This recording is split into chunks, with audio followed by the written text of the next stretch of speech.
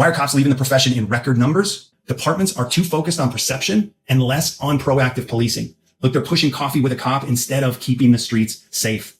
Cops are so fearful of being fired or even jailed for their actions when just doing their job.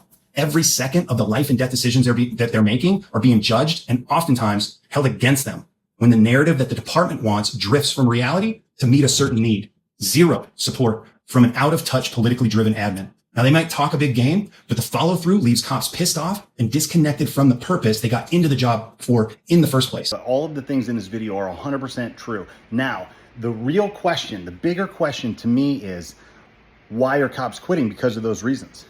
And to me, it's as simple as you're focusing on things that are outside your control. So you can't control admin. You can't control legal fallout of actions that you do on the street. You can't control any of that. You can't control the perspectives of your politicians that are running your organization. You can't control any of that. So why focus on it? You know, those are things that are concerning, but not to the level of occupying space in your head. You're letting those people live rent-free in your head. And this is not to let them off the hook for anything. There's a lot of bad leadership. There are a lot of self-serving administrative bureaucrats in law enforcement, and it's creating a bad environment. But whose responsibility is it to fix it? It's not theirs. They're just politicians. They just do what they do. It's mine. It's yours. And ultimately, why did we do this job? We do it for the people we get to help and the people we get to protect and the guys next to us. And that's it. If you boil it down to just that, you take all the politics, all the stats, all of the self-serving stuff out of a self-sacrificing profession, then it gets a lot easier to manage and it gets a lot easier to make decisions. Because on the back end, I'm doing things that I can sleep with.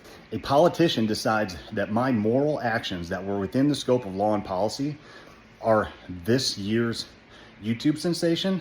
There's nothing I can do about that. And that's a risk that every cop is taking when they put the badge on and go to work. I understand that the things that I do, even though they are right in the eyes of God, in the eyes of my moral code, in the eyes of policy and law, even though I know all of those things, I could still be jailed for what I've done. That is a risk that I'm willing to take.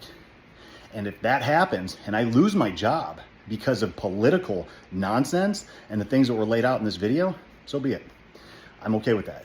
And all of us have to give that up as things that we can't control. We're not in charge of the back end. We are only in charge of ourselves and our reactions and your individual risk tolerance. So if your risk tolerance is low and you say it's not worth the risk for me to put this vest and badge on and go to work, put this gun on and go to work, then don't. Then find a different profession. Because if you worry about all of those things listed in this video every day when you go to work, you're going to burn yourself out.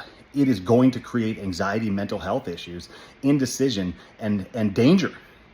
So if this is you, figure out a way to let those things go, give them to God, or find a new job before you burn out.